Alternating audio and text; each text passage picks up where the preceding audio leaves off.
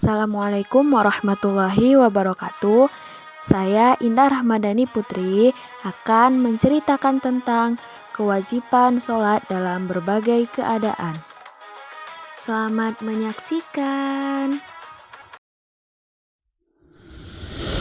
Suatu hari, seorang anak yang bernama Putri sedang asik bermain game di rumahnya, sehingga tidak mendengar suara azan telah berkumandang.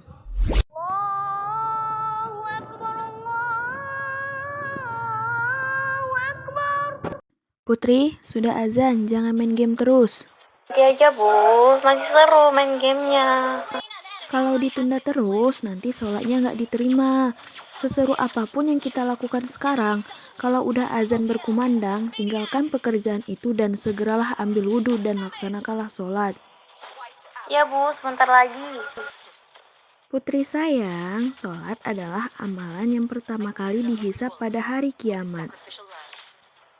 Ya Bu, ini mau sholat. A few moments later.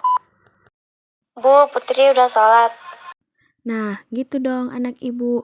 Putri harus tahu sholat 5 waktu harus tetap kita laksanakan bagaimanapun keadaannya kecuali bagi wanita sedang haid ataupun nifas. Selain itu, ketika kita sedang dalam perjalanan, kita bisa menjamak sholat kita. Walaupun kita dalam keadaan sakit, dalam keadaan lupa ataupun tertidur, tidak mendapat air untuk bersuci, dan walaupun itu dalam keadaan sedang berperang. Tapi Bu, misalnya kalau dalam keadaan sakit, bagaimana kita dapat melaksanakan sholat?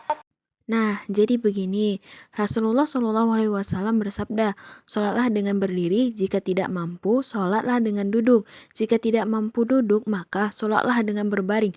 Dan jika tidak mampu berbaring, maka cukup dengan isyarat.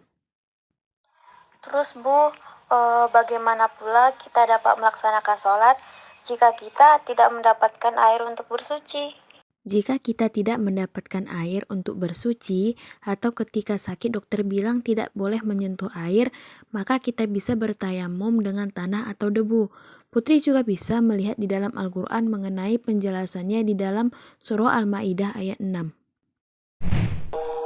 Wahai orang-orang yang beriman, apabila kamu hendak melaksanakan sholat, maka basuhlah wajahmu dan tanganmu sampai ke siku-siku, dan sapulah kepalamu dan basuh kedua kakimu sampai kedua mata kaki. Jika kamu junub, maka mandilah. Dan jika kamu sakit atau dalam perjalanan, atau kembali dari tempat buang air kakus, atau menyentuh perempuan, maka jika kamu tidak memperoleh air, maka bertayamumlah dengan debu yang baik suci. Usaplah wajahmu dan tanganmu dengan debu itu. Allah tidak ingin menyulitkan kamu, tetapi Dia hendak membersihkan kamu dan menyempurnakan nikmat-Nya bagimu agar kamu bersyukur. Baik Bu, Putri insya Allah akan melaksanakan sholat dalam keadaan apapun. Tapi Putri juga harus melaksanakan sholat tepat waktu. Kalau sudah dengar suara azan, langsung berwudu lalu sholat. Jangan main game terus, baru sholat seperti yang Putri lakukan tadi.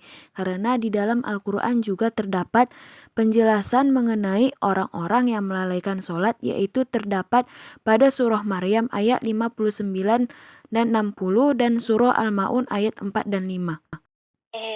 Iya Bu, insya Allah Putri nggak akan mengulanginya lagi. Anak ibu memang pintar.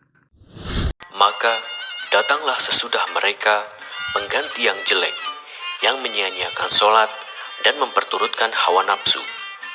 Maka kelak mereka akan menemui kesesatan, kecuali orang-orang yang bertaubat, beriman, dan beramal soleh. Maka mereka akan masuk surga dan tidak dianiaya atau dirugikan sedikit pun. Quran Surat Maryam ayat 59 dan 60. Maka wailah bagi orang-orang yang sholat, yaitu orang-orang yang lalai dari sholatnya. Quran Surat Al-Ma'un ayat 4 dan 5.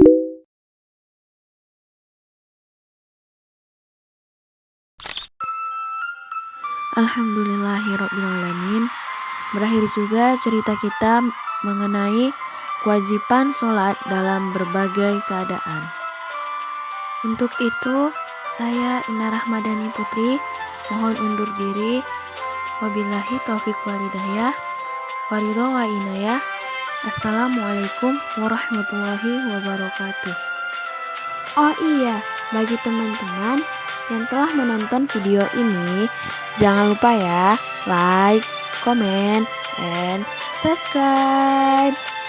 Sampai jumpa.